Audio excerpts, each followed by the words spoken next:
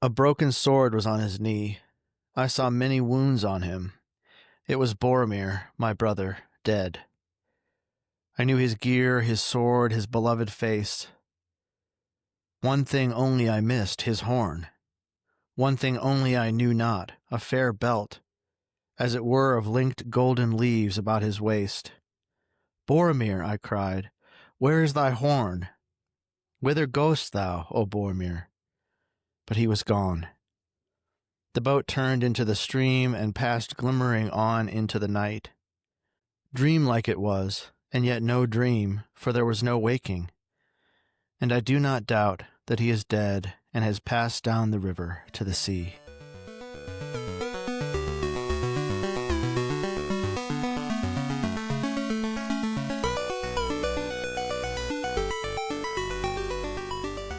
Welcome to the Wayward Wizards radio program. Today we are reading Book 4, Chapter 5 of Lord of the Rings, The Window on the West. My name is Zach.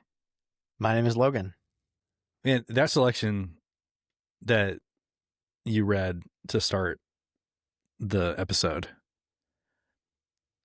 is so haunting and so beautiful. It's great. And Tolkien shifts into this poetic prose. It's like full Shakespeare mode. Yeah. Whenever Tolkien starts talking in withers and thous and ghosts, you know that he's really in his bag. He's really feeling totally. himself. Faramir sings a couple of songs. I sort of think of them as songs to Boromir. We don't get the full kind of Tolkien poetic treatment, but it goes into that kind of Shakespearean mode. And at one point he says, alas, poor Boromir, which reminded me of alas, poor Horatio. I knew him well from Hamlet.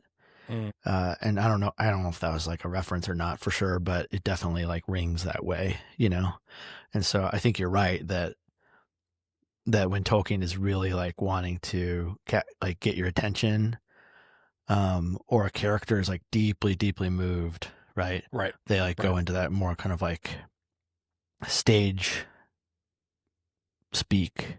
Yeah. Stage speech, I think, is a great way to put it. We've talked about how he kind of goes into these modes of almost stage theater prose. Yeah.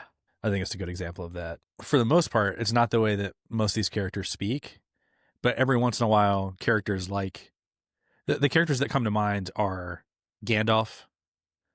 When he's describing how he fought the Balrog, he definitely takes on this tone. Yeah, totally. I think about Aragorn, who, when he's in his Strider mode, he just talks basically the same way as the hobbits, but yeah, he's just a guy. But every once in a while, he shifts into these and thous and wilts and ghosts and wither. I kind of imagine a character like from the selection we read, Faramir, walking to the front of the stage, you know, and then there's a spotlight on him, and the background, gets blacked out, and he delivers this little monologue, right, or soliloquy or whatever. And actually, I think that would be such a fascinating way to actually stage Lord of the Rings. Because we've talked about, so many of the big battles and stuff like that happen off stage and are reported to us through kind of a Greek chorus or whatever.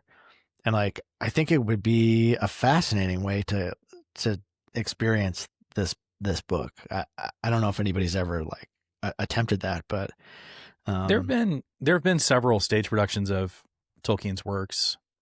Actually, you know what? That's really funny. I was in The Hobbit as a kid. Were you really? I I remembered that. I wonder if anybody's ever done that. Yeah. I did it. I did it. Yeah, as a kid, I was in The Hobbit, in the Sioux Falls Community Theater production of The Hobbit. And I think it works. It's great. Yeah.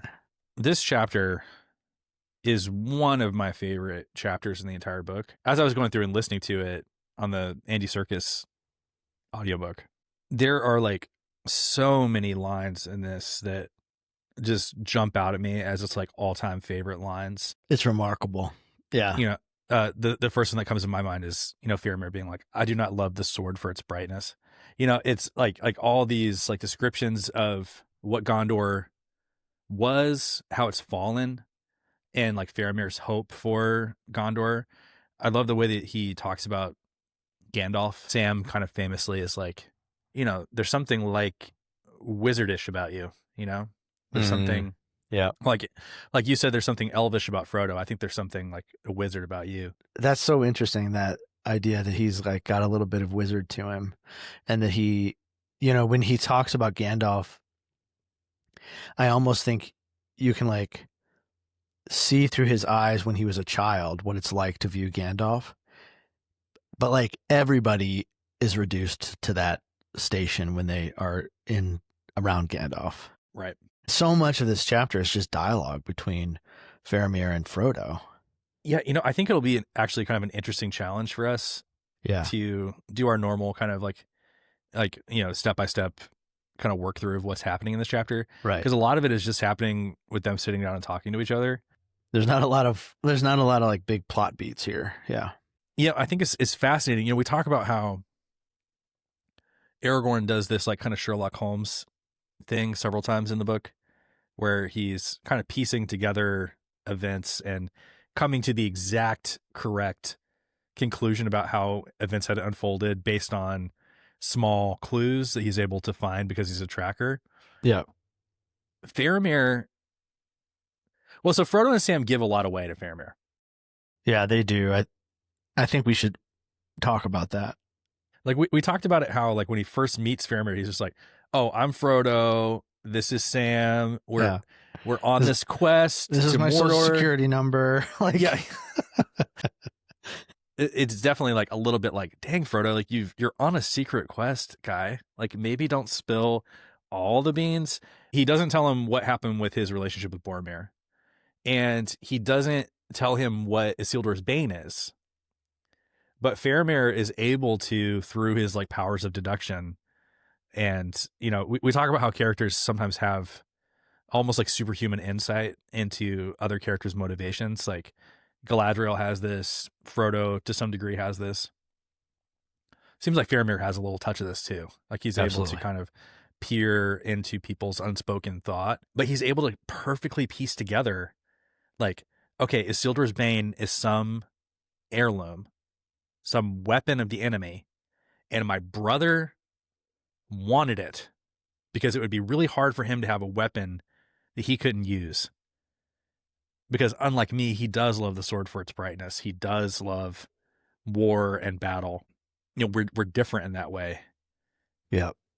And he knows Boromir so well. Like he knows Boromir better than Boromir knows himself in some way.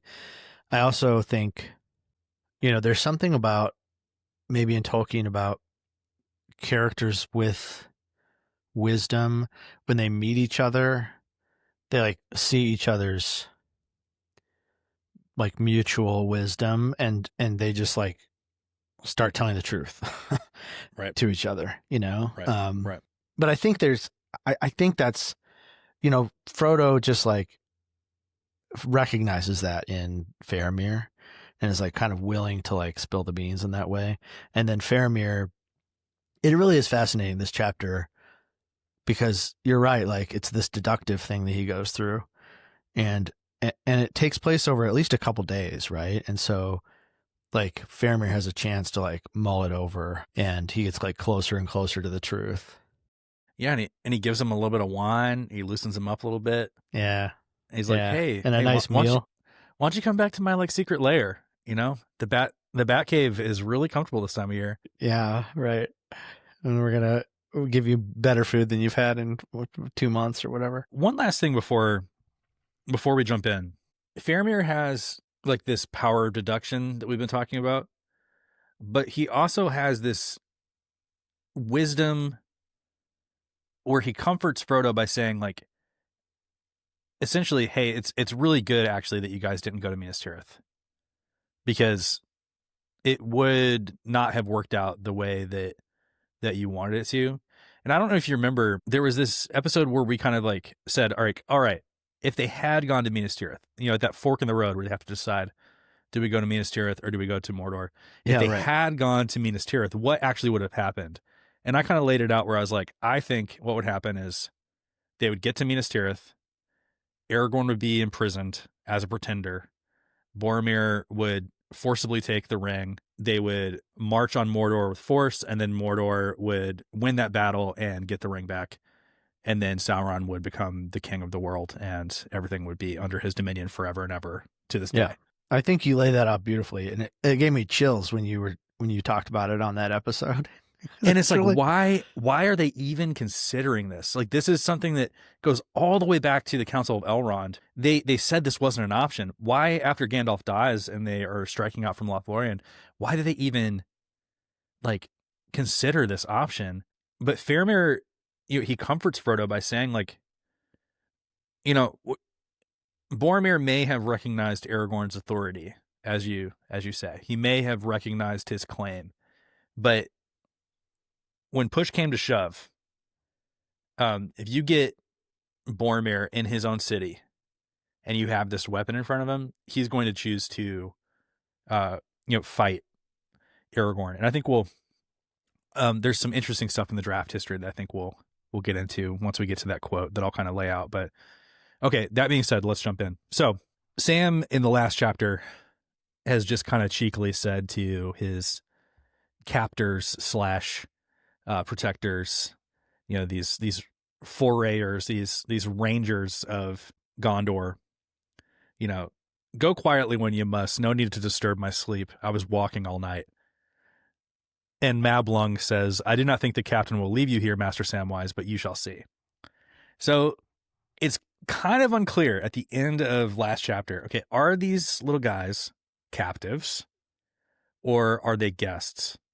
And I think in truth, as we'll see, it's kind of a little mix of both. They don't have leave to go. Faramir lets them know, like, hey, by the law of the land, I should either like kill you right now or bring you back as prisoners. And there's really no other option. But that doesn't seem to be like, he kind of overtly is saying, like, I'm bending the rules here a little bit because I don't think that you guys are evil and I don't think that you guys are dangerous. But also I'm going to use this opportunity to kind of figure out what's going on. It's another instance of that discernment that we talked about, like with Hama. 100%. Right, except Hama's obviously a much more minor character, but yes. But it's the same idea that a person has a power of discernment, yes. that they need to exercise. I also think it sort of reveals something about the hobbits that, like, they don't see themselves as prisoners, in part because I think hobbits don't imprison people. It's not part of their culture. So like they can't like understand that they're probably not as free as they think they are. Yeah. Sam just being like, don't bother me on your way out. Cause they just expect hospitality. Cause that's their nature, is to give hospitality to others, Sure. Whereas like, it's a lot more complicated, like in the world of, humans and elves and dwarves. And so there's some piece of that. They're just kind of like, they're, a little naive, I guess, about what's happening to them.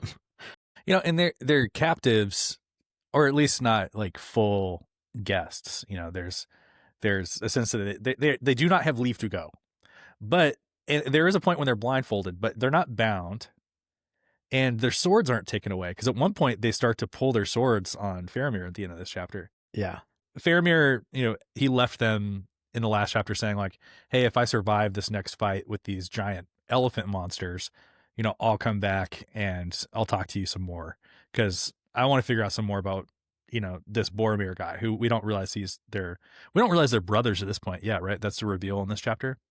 I think that's right. Yeah. Sam wakes up to see that Faramir is back, and he's surrounded by his war company, these rangers. Faramir is seated on the ground with Frodo stood before him, and it says it looks strangely like the trial of a prisoner. And Sam doesn't like this one bit. Yeah, and it says that Sam kind of like creeps into this meeting, which reminded me of Rivendell. Yeah, Council of Elrond. Yeah, for sure. He's like not even bothered to be woken up. They're just like, oh, you're clearly the brains of this operation. Like, why don't you come and and And he talk to the kind of captain. he's sort of like not invited to this trial, but he's gonna insert himself in there anyway. Faramir starts asking pretty immediately about Isildur's Bane, Yeah. which you'll remember Faramir and Boromir both were given this vision from presumably from the Valar to seek out Rivendell and Melindres and to find out about the halflings and Isildur's Bane, that there was this this ancient thing was coming back into the world.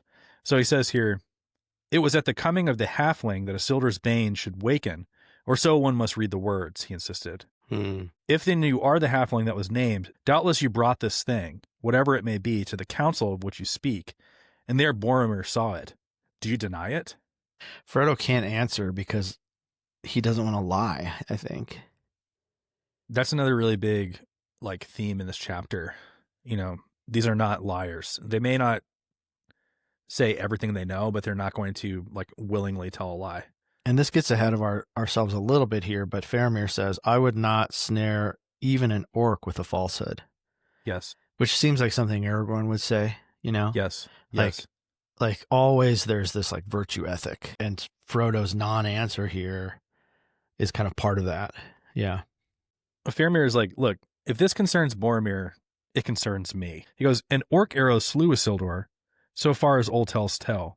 But orc arrows are plenty, and the sight of one would not be taken as a sign of doom by Boromir of Gondor. Had you this thing in keeping? It is hidden, you say, but is not that because you choose to hide it? So he's basically saying like, all right, so Isildur's Bane, that means the thing that killed Isildur, the thing that took out Isildur. An orc arrow took out Isildur, and those are a dime a dozen. So clearly that's not what this thing is. He's like, why aren't you just telling me what Isildur's Bane is? Right. And so Frodo gives this, once again, this like kind of like non-answer answer. He goes, essentially, I do not choose to hide it. It does not belong to me. It does not belong to any mortal, great or small. Though if any could claim it, it would be Aragorn, son of Arathorn, whom I named, the leader of our company from Moria to Rauros. Yeah, he kind of, there's like an appeal to authority of Aragorn. I mean, it's a non-answer, but it also captures the like complexity of like Frodo's mission. Yes. That he's been tasked by Elrond and Gandalf with this mission, and it's not actually up to him to just reveal this thing to anybody, especially if they're not part of the company, right? Even if he doesn't know that it's his brother at this point, it's still like a countryman. It's like one of Boromir's compatriots. I mean, Frodo's only experience with a Gondorian is Boromir. And I don't think he like necessarily paints them all with the same brush, but I think it makes sense that he's guarded in this moment because it's a secret mission. The mission is secret. You don't just tell anybody. Keep it secret, keep it safe. Yeah. Like as we've mentioned several times, I mean, Frodo is like almost like dangerously forthright with Faramir. And I think if maybe he was like even a little bit more guarded, Faramir would be forced to treat them a little bit more roughly. Yeah, that's really interesting. So, but here's the next thing, just on the bottom of the same page in my edition. You know, he says, if anyone would have claim to this thing, it'd be Aragorn, son of Arathorn. And Faramir goes, why so and not Boromir, prince of the city that the sons of Elendil founded? So he's basically saying like, hey, who has a better claim to this thing than the prince of the city? And Frodo is like, oh, who has more claim to it than the prince? How about the king? He basically lays out, he goes, Aragorn is descended in direct lineage, father to father, from Isildur, Elendil's son himself. And the sword that he bears was Elendil's sword. And everybody around is like, oh, like Elendil's sword, like the sword of Elendil, great tidings. Everybody like this gets everybody really riled up. Right. Because they know like, oh, this will be a great weapon in this war that we're about to fight, or that we're currently, you know, they just had a battle. Yeah, they're looking for hope wherever they can get it. But I think Faramir's claim here is really telling. He goes, maybe, but so great a claim will need to be established, and clear proofs will be required, should this Aragorn ever come to Minas Tirith.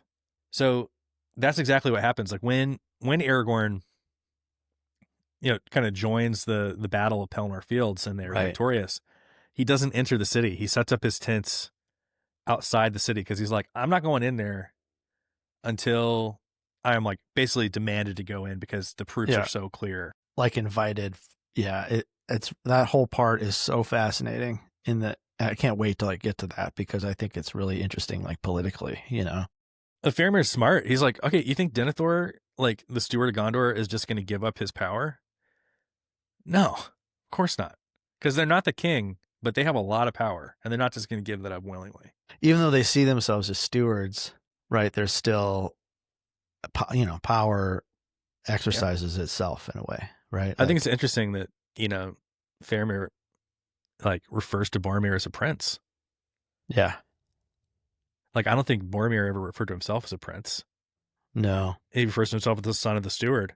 And we get, in a little bit, we get the, like, kind of insight from Faramir that Boromir as a child used to say, like, all right, how many years without a king does it take before the steward becomes the king himself? So there's this, like, kind of, like, ambition towards royalty in Boromir.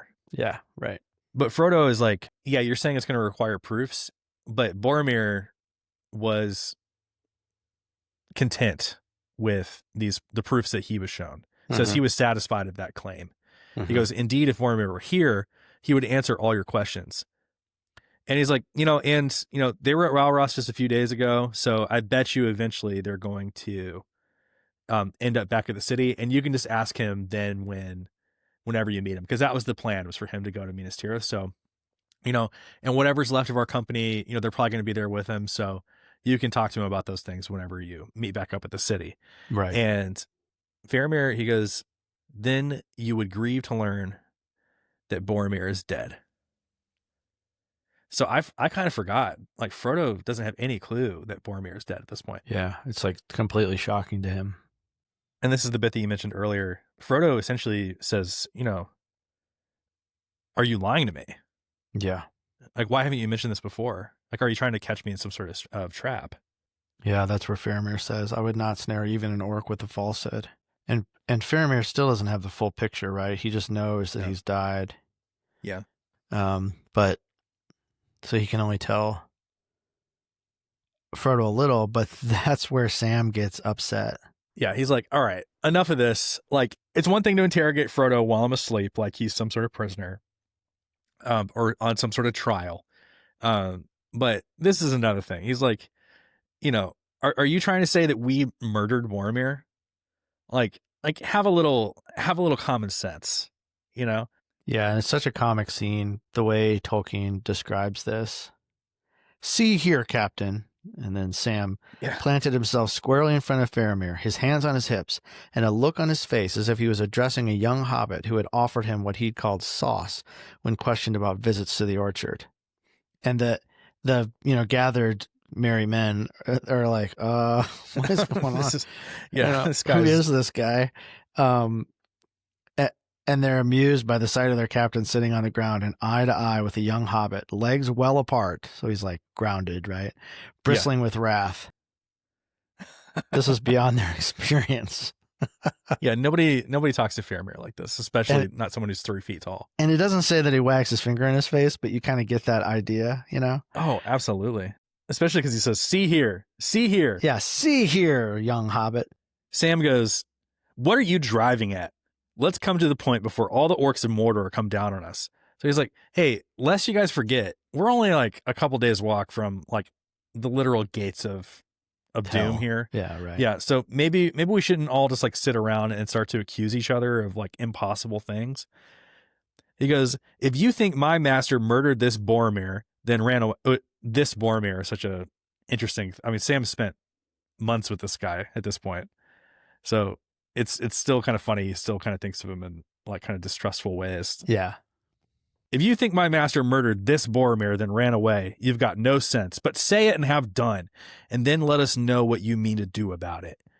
But it's a pity that folks, as talk about fighting the enemy, can't let others do their bit in their own way without interfering. He'd be mighty pleased if he could see you now. Think he'd got a new friend, he would. So, I mean, that's such a theme in Lord of the Rings, isn't it? Where it's like, it is. the only thing that evil needs to succeed is for people who should be allies in the fight against evil to fight against themselves. Yeah, exactly. But Faramir's response to, you know, this tirade from Sam, this outburst, is so interesting. I think it's very Aragorn kind of coded. He has respect for Sam's kind of hot-headedness because Sam is, it's coming out of Sam's love and friendship for Frodo and like righteousness, you know? Yes. And so he's like, patience, said Faramir, but without anger.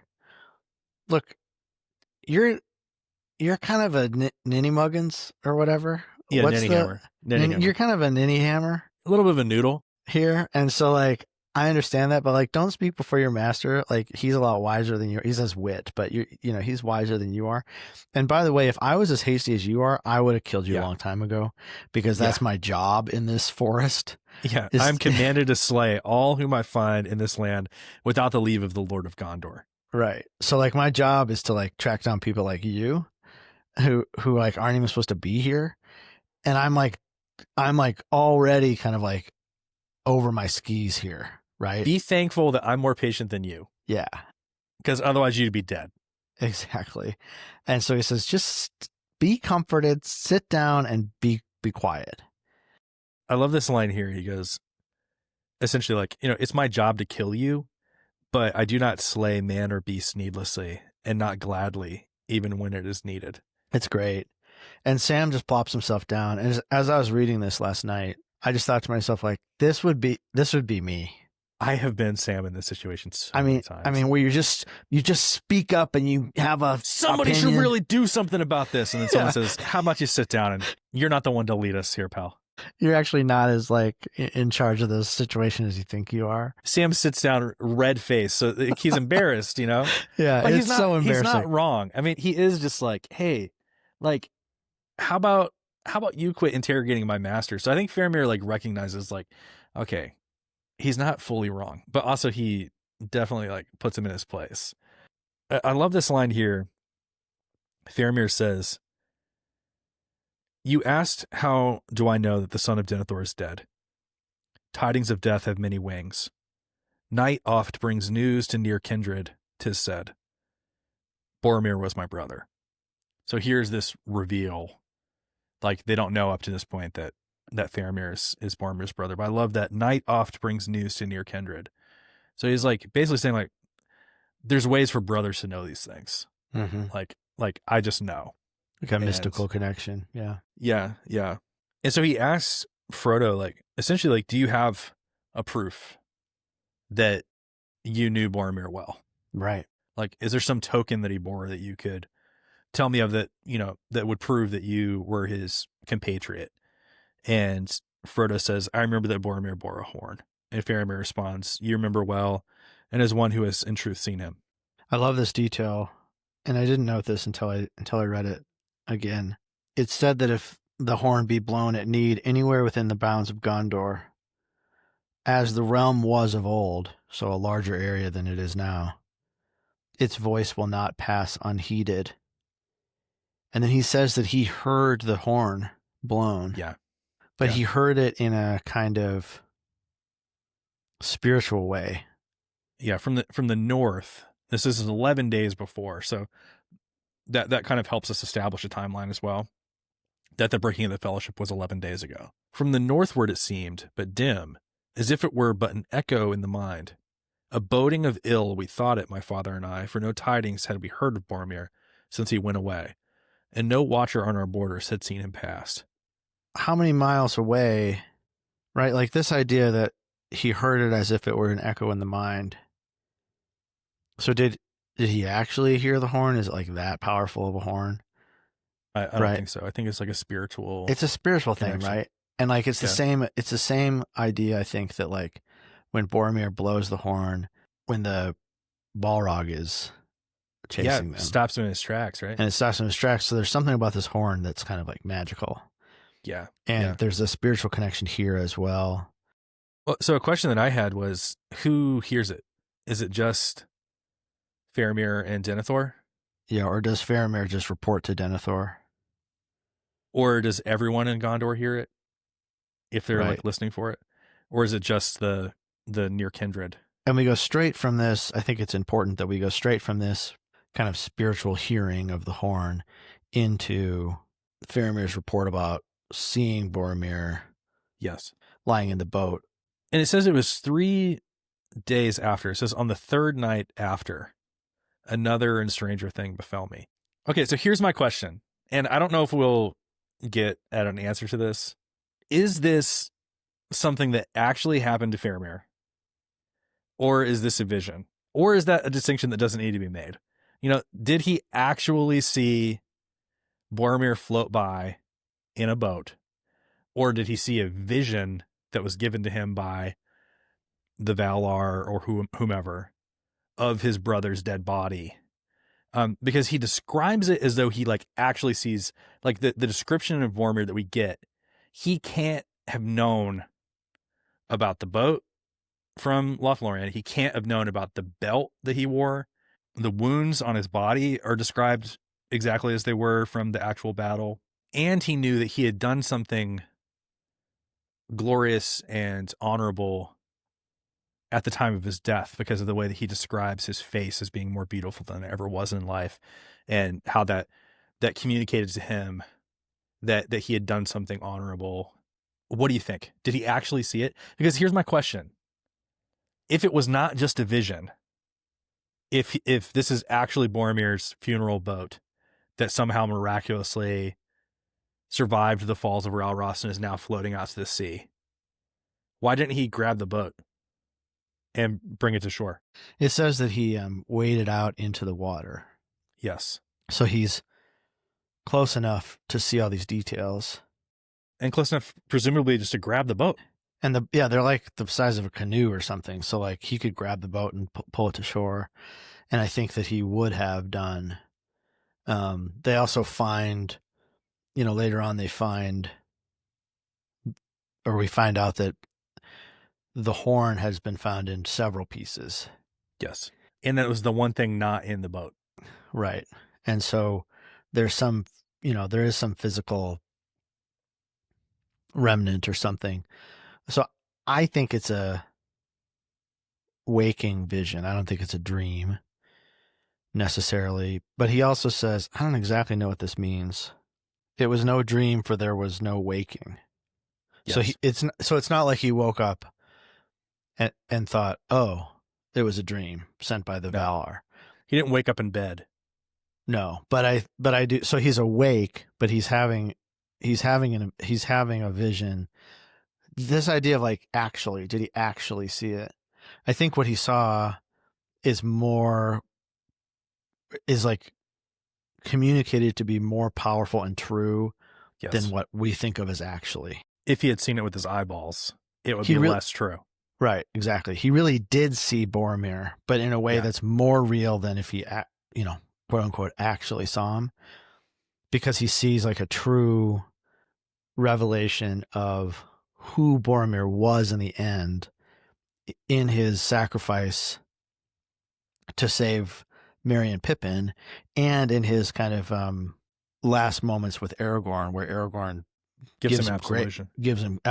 Yeah, that's the word I was looking for. So that absolution moment, his sacrifice, and then this 3-day detail, I think, is really important. Wow. I never made that connection, but I think you're right. So the thing that's not in the boat is the horn. And that's where we get this beautiful line. Boromir, where is thy horn? Whither goest thou, O Boromir? And then it says the boat turned into the stream and passed glimmering out into the night. So he sees everything but the horn. And so there's this question. Where does this vision come from? Frodo says, though your tale fills me with foreboding, a vision it was you saw, I think, and no more. Some shadow of evil fortune that has been or will be. Unless indeed it is some lying trick of the enemy. And he mentions the faces that he saw in the dead marshes. But Faramir responds, "No, I don't think it was a work of the enemy. For his works fill the heart with loathing, but my heart was filled with grief and pity." And so Frodo's like, well, basically like what we were saying, how could it survive the falls of Ralros? And Faramir's like, I don't think it would be possible, but where did this boat come from? And Frodo's like, it came from Lothlorien. And he goes, you passed through the hidden land, but it seems you little understand its power. If men have dealings with the mistress of magic who dwells in the Golden Wood, then they may look for strange things to follow. For it is perilous for mortal men to walk out of the world of this sun, and few of old came thence unchanged. So he basically seems to be implying there, he's like, hey, if that boat really does come from Magic Lothlorien, boat. Magic boat. Like maybe it really did survive. Just like the magic rope. I mean, we get a detail that it was like shining. Yeah. And the rope was shining in the darkness when Frodo needed to find it. Right. Right. He says to Frodo again, he goes, lest you still should think my tale a vision, I will tell you this. The horn of Boromir at least returned in truth. So he's like, yeah, whether that was a vision or not, the horn that was found, a little bit here and a little bit there, that's the real horn. So we know he's dead for sure. And he goes, and now the horn of the elder son lies in 2 pieces upon the lap of Denethor, sitting in his high chair waiting for news. Oh, brutal. Just imagine, Boromir's father sitting with his horn, son's talisman. Yeah, and this really touches Frodo too, because, and this is something we haven't really talked about yet. Frodo doesn't know that Boromir's dead. He's learning this just now. The logical conclusion is that all of his friends are dead too. Yeah, I didn't get that until this reading either. That he really assumes that the entire party has been destroyed, not just broken up, but all killed. He says, now your tale fills me with dread. For if Boromir was then in peril and was slain, I must fear that all of my companions perished too, and they were my kindred and friends. So, like, if Boromir dies, who's the strongest of the company? Yeah. Best fighter. Yeah. If he's dead, what chance do Merry and Pippin stand? Yeah, none. And so Frodo begs, he says, will you not put aside your doubt of me and let me go? I'm weary and full of grief and afraid. He's like, hey, you don't realize it, but you just told me that my best friends are dead. Yeah. He says, I have a deed to do or to attempt before I too am slain. In the more need of haste, if we 2 halflings are all that remain of our fellowship. So he's like, hey, you just told me my friends are dead. And I got this task to do that might be the only way to kind of honor their memory of their sacrifice. Yeah. And I'm 90% sure, 99% sure that I'm going to die too, but I got to do it. Why don't you just let me go and not hinder me? But then Faramir kind of attempts to put Frodo's mind at ease because he says, who gave him this funeral? Yeah. Because wasn't the orcs, and it probably wasn't the people of Lorien because you were already out of there. So some of your company are still alive. That's when he says, there's something kind of strange about you, Frodo. Maybe like an elvish air. Yeah. And that shows, I think, part of Faramir's wisdom. Because there is something weird about Frodo. There's always been something weird about Frodo. And he's doubly weird after getting stabbed with the Morgul blade. And he's carrying the ring with him as well. And so it, yeah, there is something different about this guy. Something odd about him. He says, but more lies upon our words together than I thought at first. So he's like, you're still not telling me everything. He goes, I should now take you back to Minas Tirith to answer there to Denethor, and my life will justly be forfeit if I now choose a course that proves ill for my city. So I will not decide in haste what is to be done. Yet we must move hence without more delay. So he's like, all right, trial over for now. I'm not going to say that you're guilty, but I'm also not going to let you go. He goes, in the morning, I will decide what is best for me to do and for you. And it says there was nothing for Frodo to do but to fall in with this request or order. So yeah, they're still not free. Yeah, there's still that balance between hospitality and being imprisoned. So they start marching, without they're not really knowing where they're going. Frodo and Sam aren't, but we find out that they're heading towards this like kind of ancient holdfast, where like a fortress almost, like a hidden fortress in an elevated position where they could hold out against an enemy for a long time, and they're going to rest there before they go back to Minas Tirith. But Faramir kind of pulls up to them and he's like, "Hey, I broke off my speech earlier, not just because of like what Sam told me, which is that time was pressing, but because we were drawing near to matters that were better not debated openly before many men."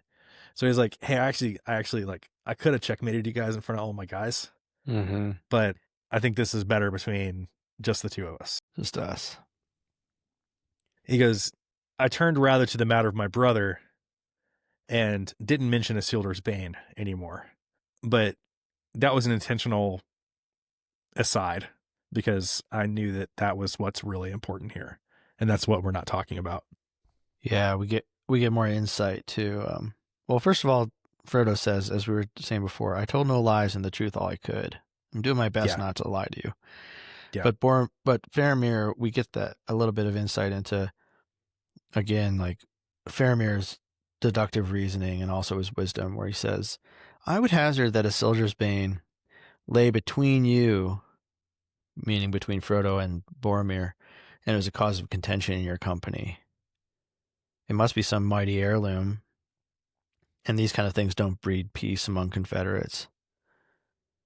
And then he says, "Do I hit near the mark?" And I love that Frodo says, "Near, but not in the gold." Yeah, so like not a bullseye. It wasn't exactly a point of contention, but it was a point of doubt about what to do with it, which is true. I mean, I think. Do we go east to Mordor or west to Minas Tirith? It sums up that argument or non-argument that they're having as they float down the river. The great debate. Right. I love that Faramir says, "Clearly there is a mighty heirloom of some sort, and such things do not breed peace among Confederates, not if aught may be learned from ancient tales." Yeah. So he's like, hey, if legends have taught us anything, it's that powerful weapons like this can cause debate and jealousy and disagreement and war among people who are otherwise brothers. One second, because Frodo responds with, "Ancient tales teach us also the peril of rash words concerning such things as heirlooms." Yeah, so he's like basically like, hey, yeah, you're right. Ancient tales also teach people to shut their mouths. And it's like, all right, Frodo, maybe you should have like taken that your own advice earlier in the last chapter. I wanted to mention this piece. I kind of have it marked to talk about more. I mentioned this at the top of the pod. Faramir begins kind of like laying out like a little bit of family history. He goes, the sons of Denethor, these stewards of Gondor, are not in the line of Elendil, though the blood of Númenor is in them. So he's like, we are still of this like ancient bloodline that Aragorn holds. It's just we aren't in the royal line. He goes, right. We reckon our line back to Mardil, the good steward who ruled in the king's stead when he went away to war. And that was King Earnur, last of the line of Anarion and childless, and he came never back. And the stewards had governed the city since that day, though it was many generations of men ago. So this goes all the way back, like, hundreds and hundreds of years. A king went off to fight the Witch King of Angmar and never returned. Right. And so that's when the stewards kind of take their place. And this is when, Boromir, when Faramir says that Boromir as a boy would say, how many hundreds of years need it be to make a steward a king if the king returns not? And Denethor responds, few years maybe in other places of less royalty. In Gondor, 10,000 years would not suffice. Alas, poor Boromir. Does that not tell you something of him? So he's saying like, hey, like he wouldn't have like recognized Aragorn. Yeah, Boromir was a headstrong person. I love that this is all in response to what Faramir says a couple paragraphs earlier, Whether he erred or no, of this I am sure, he died well, achieving some good thing. His face was more beautiful even than in life, which you mentioned earlier. And then, so even though he says, like, you know, in the end, he did something good, but boy, this was a complicated dude who This must have been really hard for him. Ambitions way beyond his grasp, and who was, you know, this great leader of men. And part of the reason he was such a great leader was because of his nature, his ambition, his line, you know, his connection to the blood of Numenor, et cetera, et cetera. But like, doesn't that tell you something about him? Like, this guy was not going to just like give it up in the end, right? The patience that I'm showing, I'm sure would not come easily to him. Exactly. And because he's like, I've kind of figured out with my deduction powers that you have Isildur's Bane on you. Right. And he's about to lay it out perfectly. Like he's able to guess from the very little that Frodo has told him what exactly this heirloom is. But he's like, this would not come easily to Boromir. And this is the bit that I wanted to read. You know, he asks, as you said earlier, alas, poor Boromir, does that not tell you something of him? And Frodo responds, it does. Yet always he treated Aragorn with honor. So he's kind of like, you know, Boromir wanted to be the king. So do you think he was going to treat the heir of Elendil well? Frodo's like, well, he always treated Aragorn well. He treated him with honor. He recognized his claim, as I said before. Then he goes, I doubt it not. If he were satisfied with Aragorn's claim, as you say, he would greatly reverence him. But the pinch had not yet come. They had not yet reached Minas Tirith or become rivals in her wars. Mm-hmm. So what's he getting at here?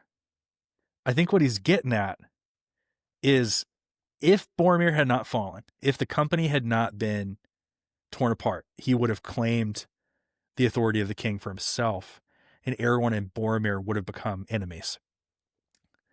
And in the draft history of Lord of the Rings, Tolkien considered Boromir leaving the Fellowship and joining forces with Sauron at Orthanc, and then Aragorn coming to Orthanc and them having a sword fight to the death where Aragorn is ultimately victorious and Boromir dies that way.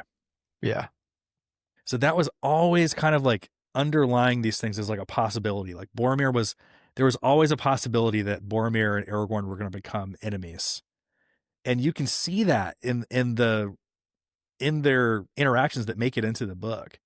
You know, Boromir is a jealous person. Right. And that's a great story. Like, that story has been written now, like in the wake of Lord of the Rings. Don't try it, Anakin. I have the high ground. Right. If you were writing Star Wars, that's what you write. Right. And it's been written, I mean, dozens, probably hundreds of times in the wake of Lord of the Rings. And like Lord of the Rings, like, opens the possibility to like tell that story. Right. And it's been told through, you know, history. Like Tolkien's not the first person who's written that. But like the choice that Tolkien makes is so idiosyncratic. Yes. That underlines the difference between, I mean, it's what sets Lord of the Rings apart as a work of literature. Yes. Which compels us to like make a whole podcast about it. Yeah. Here we are talking about it. You know what it reminds me of, actually?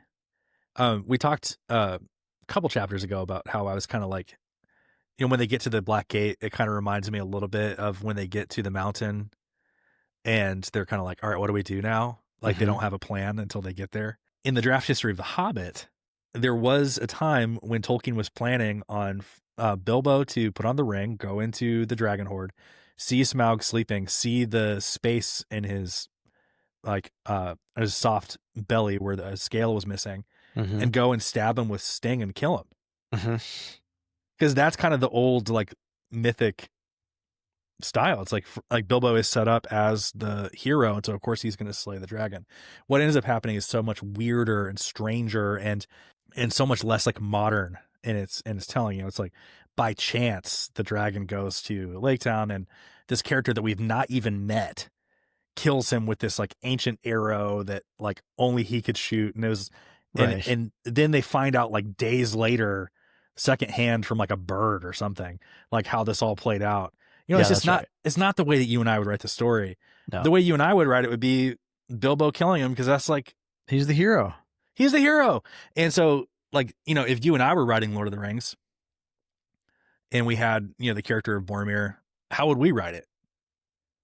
We'd write it that Boromir betrays the company, and then Aragorn and Boromir have to have a sword fight to the death, and Yeah, they Aragorn have wins. a big showdown, you know, on a cliff overlooking the sea, and a volcano, and yeah, and then Aragorn becomes king because he beats him in battle. Aragorn slays him, and maybe he sheds a few tears that he has to, like, you know, kill this great rival or whatever. But like, ultimately it's this like huge act of violence, which, you know, is what like drives the story toward its climax or whatever.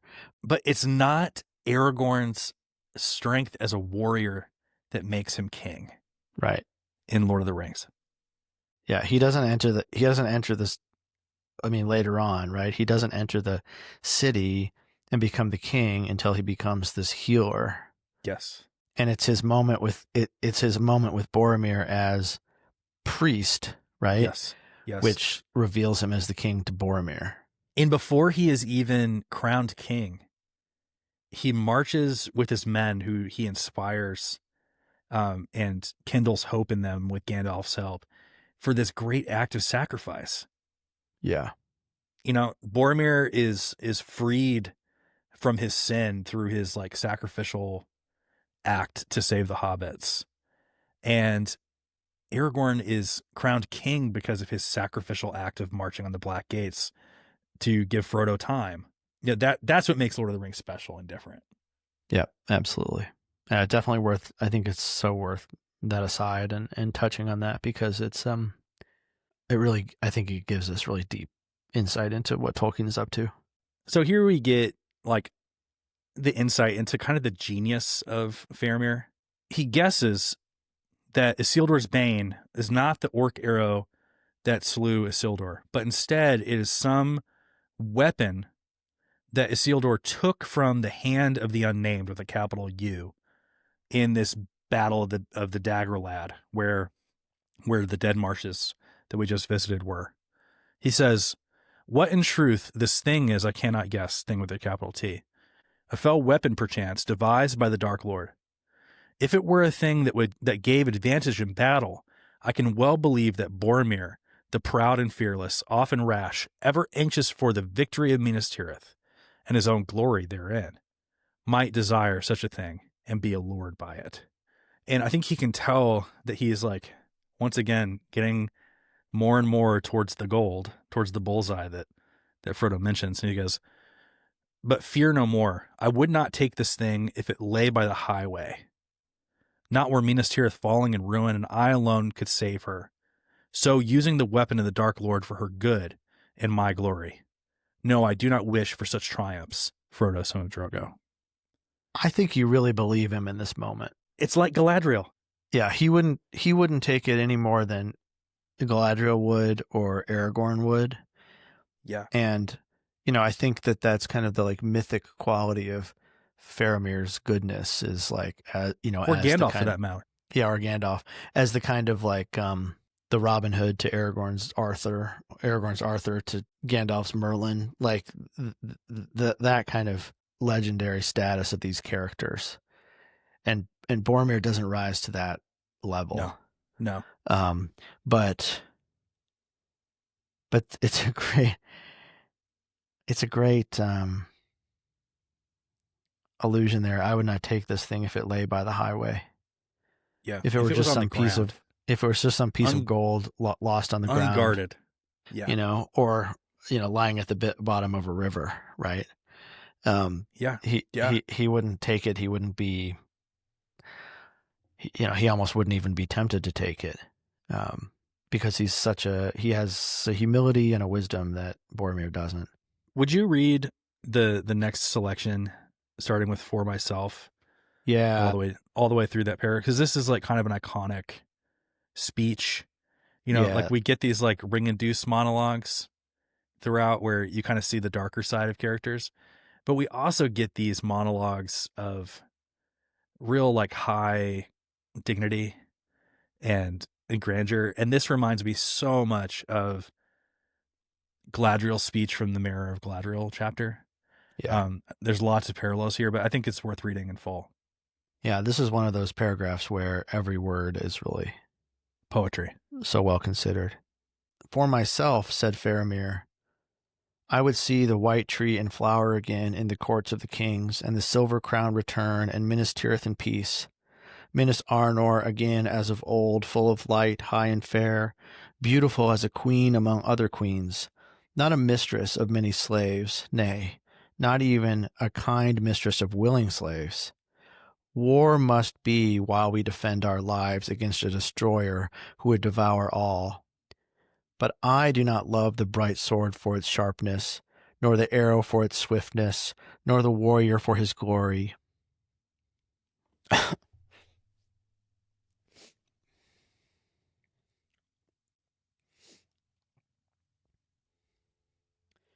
I love only that which they defend,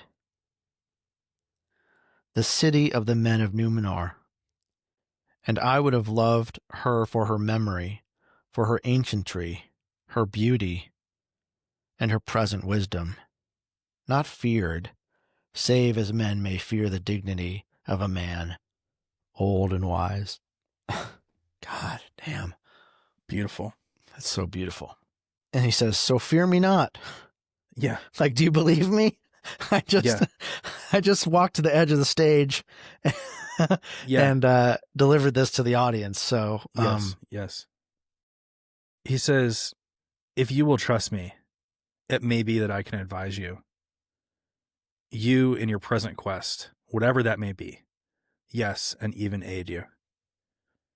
And so Frodo is moved by this. It says, his heart was heavy with fear and sorrow. If he and Sam were indeed, as seemed likely, all that was now left of the Nine Walkers, then he was in sole command of the secret of their errand. Better mistrust undeserved than rash words. In the memory of Boromir, of the dreadful change that the lure of the ring had worked in him, was very present to his mind when he looked at Faramir and listened to his voice. Unlike they were, and yet also much akin. Oh. So there it says it pretty overtly. It's like this speech kind of reminded Frodo of Boromir's speech about how he would have the power of command. But it's like the negative image, right? Of that. Yeah. Yes. There's the wisdom and the humility of Faramir, unlike they were and yet also much akin. It's like he's like the better angel of Boromir's nature. Yeah, beautiful. Dan.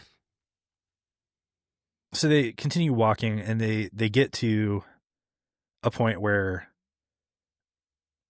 the scenery continues to change. They're walking further and further away from Mordor.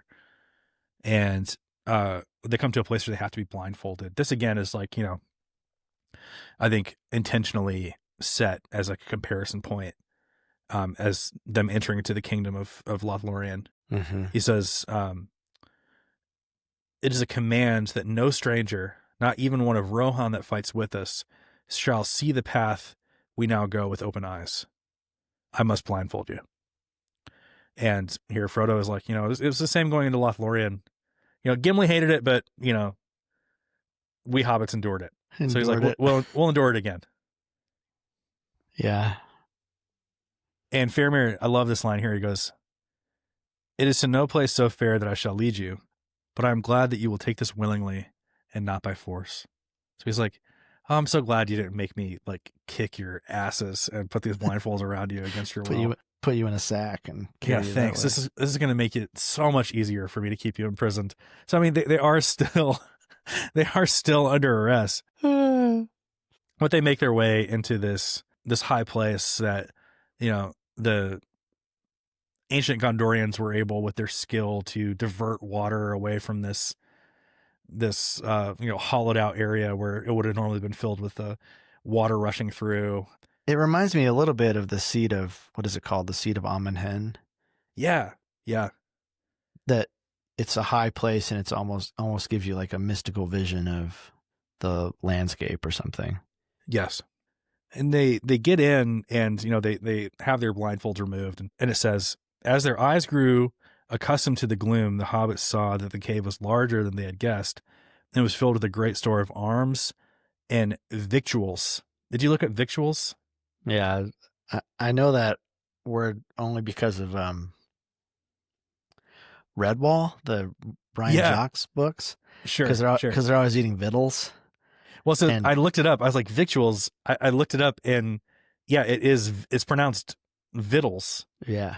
and it's actually it's spelled that way, Vittles, in the very beginning of the book. And A Long Expected Party says he was Oh, fond of his vittles. interesting. But here it retains like maybe an older Spelling. smelling or something. Yeah. Yeah, it just means food. It just means Yeah. food. Right. Yeah, lots like stored food. And the hobbits are taken into a corner. And this is, it's kind of if you and I were writing this, we would skip to the good part. But they're given some time to rest. They're given a place to like sit, and they're able to bathe themselves before dinner. I love the bit here where they're told by Faramir to wake up the guests and take them water because it's time to eat. And it says that Sam, who's like not used to being waited on, looks on some surprise at this like big tall man bringing him a bowl of water. Yeah. And he goes, "Put it on the ground, master, if you please. Easier for me and you." He's like, "All right, you're stooping down to like hold this bowl for me. Yeah. Just put it on the ground." right. And it says, "Then to the astonishment and amusement of the men, he plunged his head into the cold water and splashed his neck and ears." So I guess he's supposed to be washing his hands, but instead he just plunges his whole head in. And the men ask, "Is it the custom of your land to wash the head before supper?" And Sam says, "No, before breakfast. But if you're short of sleep, cold water in the neck's like rain on a wilted lettuce. There, now I can keep awake long enough to eat a bit." That's some classic hobbitry right here. And he refuses to rest. Every time Frodo rests, Sam is on guard. There's this interesting like moment of like Numenorian prayer here. Yeah, this is so interesting. Faramir and all his men turned and faced the west in a moment of silence. Faramir signaled to Frodo and Sam that they should do likewise.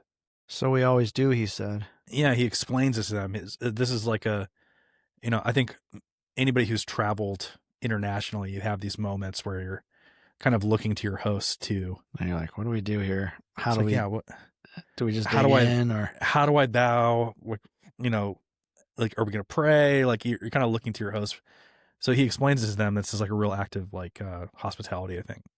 And Faramir says, don't you pray before you eat?" And Frodo's like, "No, but if we're guests, we bow to our host, and after we've eaten, we rise and thank them." "That we do also," said Faramir. So there's this like sense of like camaraderie. There's this difference of this like, they look towards the west to Numenor that was, Elvenhome that is, and to that which is beyond Elvenhome, which is Valinor. And it says that will ever be. So, it's like, what was, what is, what will be forever. This definitely has some very Christian undertones to it. So this is calling it a prayer, I think, is appropriate. The way that Tolkien kind of got around, people saying like, "Where's God in Lord of the Rings?" He's kind of like, all right, this is before Revelation. Yeah. It's before Judeo-Christian religion at all. Right. And so, but the kind of the seeds of what will become Christian practices are still present with characters who are noble. And so this like act of prayer before a meal, even though Jesus isn't around yet, this is a moment that kind of like will echo that tradition later. Yeah, there's truth outside of sort of special revelation. That's been a piece of Christian like wisdom or doctrine forever, right? Like everything that's worth knowing is not in the Bible. There's other truths outside of that. So I think that's definitely what Tolkien thought about, like, legends and myths. Yep. These stories, these fairy stories, even, they have truth to them, even though they're not scripture the same way as the Bible is to him. Yeah. They cover a lot of ground as they are eating. We get a little bit of like history of the Aerlingus and like how they came to be the riders of Rohan. They were, sort of like friends in war who kind of came to Gondor's need. But there's also this like story that he tells about the decay of Gondor. So you have this like, The Aerlingus are, the Rohirrim, they're ancient people that kind of go all the way back to before the time of Numenor. And they would have been like kind of adjacent to the people who were chosen to be given the grace of Numenor. And then when Numenor falls, they come back and those people are still there. Yeah. And they're still good, but they're not as noble and high as the Numenorians were. Right. But there's this sense that the Rohirrim are raised in many ways to the level of the Gondorians, and then the Gondorians are kind of like brought down low. So I wanted to read this little bit here. It says, "It was Gondor that brought its own decay, falling by degree into dotage, and thinking the enemy was asleep, who was only banished and not destroyed. Kings made tombs more splendid than the houses of the living, and counted old names in the rolls of their descent dearer than the names of sons. Childless lords sat in aged halls, musing on heraldry. In secret chambers, withered men compounded strong elixirs, or in high cold towers asked questions of the stars. And the last king of the line of Anarion had no heir." So there's this sadness in Faramir about how Gondor, which used to be so strong, has fallen so low. I think the line that really sums that up so beautifully for me is, "We are a failing people, a springless Yes. autumn." Yes. That they're not in winter yet, but they're just in this long decline, which I think, we've talked about before, like Tolkien is not a progressive. Yes. That all of humanity is in a springless autumn.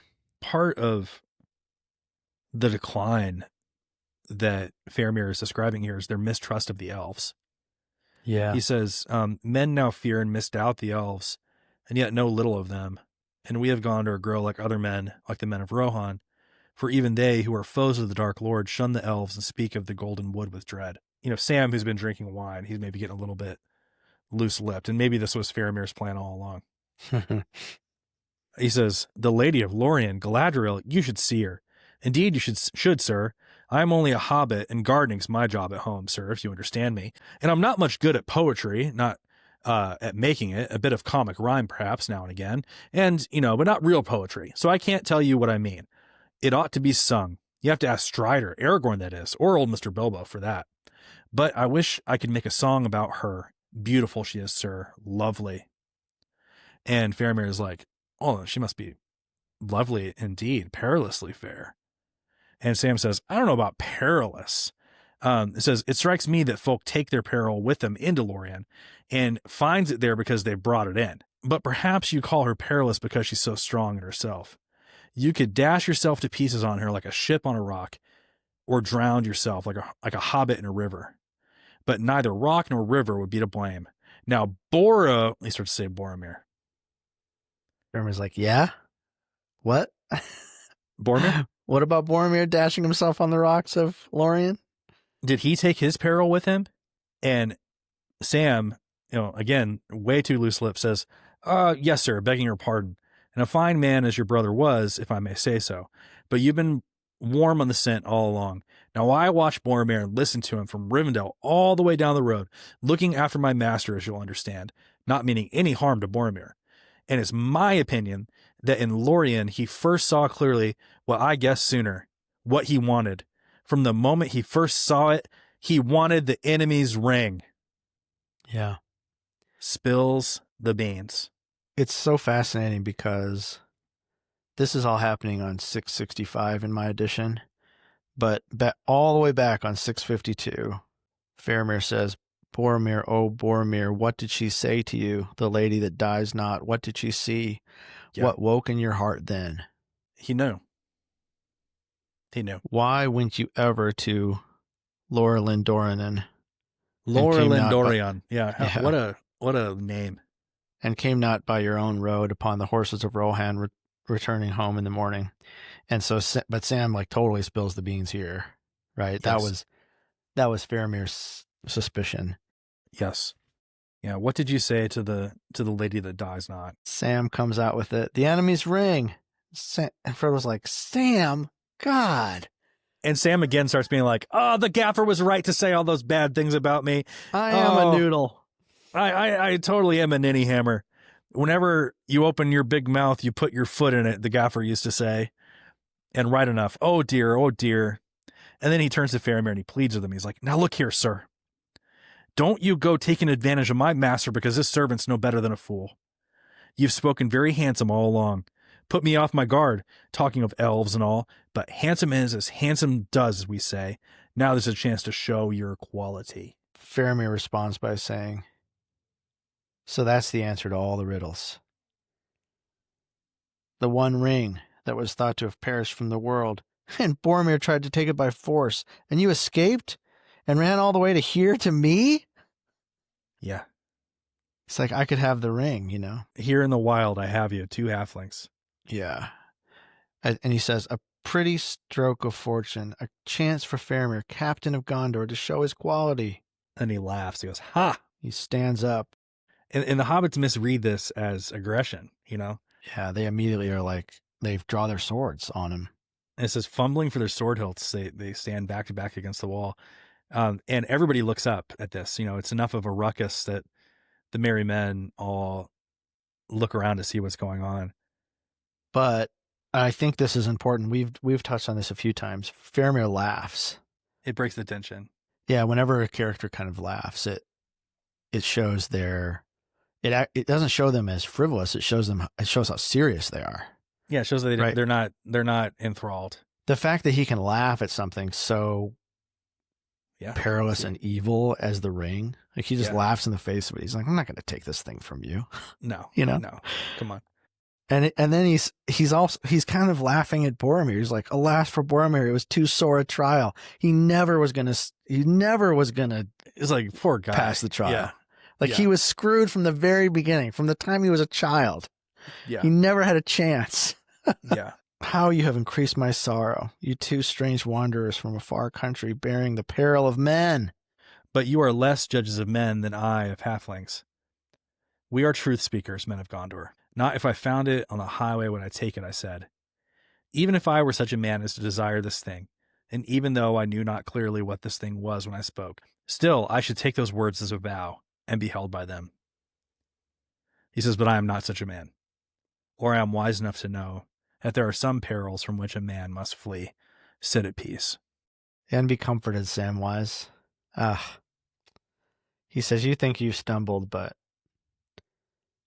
actually it's going to turn out better than it, would have otherwise. As we're kind of coming to the end of the chapter here, I think this is we're always saying this, but I think this is one of the best chapters in the whole book. It might be my favorite so far. It's just fantastic. Faramir is such a great character, and we get so little of him, really. But, gosh, I mean, Tolkien really gives Faramir his stage, dare we say. Yeah, and I think it's like the highest honor that Tolkien can give to a character to just like give him a whole chapter like this. Yeah, Faramir, people always want to say that Gandalf is Tolkien. I think you think Faramir is Tolkien? Yeah. Ah, that's really interesting. I think it's the closest character to, what I can know about Tolkien from reading his letters and his biographies and reading things that his contemporaries said about him. I think there's definitely a touch of Gandalf, but I think Faramir, this wizard's pupil, that's awesome. Yeah. This young soldier, looking for a life. Yeah. You can almost imagine Faramir in the trenches of the Somme. Yeah, forced into fighting, but wishing that he was in the stacks, reading. But there's almost like a weight that's lifted off of Frodo. And now that this like truth has finally been spoken to Faramir, and the way that he comforts Sam is just like, hey, like something in your heart knew that you could trust me with this. And I think it's fate that we found each other. Frodo says, I was going to find a way into Mordor. I was going to Gordoroth. I must find the Mountain of Fire and cast the thing into the Gulf of Doom. Gandalf said so. I do not think I shall ever get there. And Frodo sort of collapses into Faramir's arms and falls asleep. So it's almost like he's fully falling into rest and trust. And Sam bows low and says, "Good night, Captain, my lord. You took the chance, sir." "Did I so?" said Faramir. "Yes, sir, and showed your quality, the very highest." And Faramir says, "The praise of the praiseworthy is above all rewards. Yet there was not in this to praise. I had no lure of desire to do other than I have done." Do you think that's true? Kind of similar to when we talked about Galadriel. It's like, all right, was she really not tempted? Was Gandalf really not tempted? Is Faramir the only one who's really not tempted? I think that at least through Galadriel's, like, her monologue is way more. There was like, I think it reveals some kind of temptation that she might have felt in the past. Whereas I don't think Faramir ever would have felt some temptation. So I think yeah, there's some way in which Faramir is the most pure of heart of all the characters, other than maybe Aragorn. We never really get a moment with Aragorn where he's like, yeah, I really want to take this thing and, go rule the world. The line there, "the praise of the praiseworthy is above all rewards," also sort of harkens back to this line where he says, "I marvel at you." He's talking to Frodo. "I marvel at you to keep it hid and not to use it. You are a new people and a new world to me. Are all your kin of this sort? Your land must be a realm of peace and content, and there must be gardeners, and there must gardeners be in high honor." Yes, they are. And they are. And, he says that in this day and age in Gondor, we esteem warriors nonetheless above men of other crafts. Yeah. Because they have to. But in the land of the Shire, in the land of peace, gardeners are worthy of praise. Maybe it's Sam who's like writing this, too. Yeah. Which is sort of sweet. Or Frodo writing about Sam, And the chapter ends with Sam saying, "You said my master had an elvish heir, but you have an heir too." This says an heir that reminds me of, Gandalf, of wizards. And Faramir says, maybe you discern from far away the heir of Numenor. Good night. Good chapter, man. Great stuff. Well, as always, thank you for listening along with us on this internet radio program.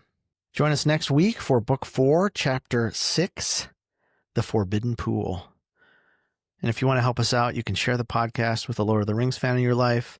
Follow us in all the places, Spotify, Apple Podcasts, subscribe on YouTube, leave a review, 5 stars and a little blurb. Really helps the podcast out. And of course, you can visit waywardwizards.com for more info. But until next time, remember, the praise of the praiseworthy is above all rewards. We'll see you next week. Bye.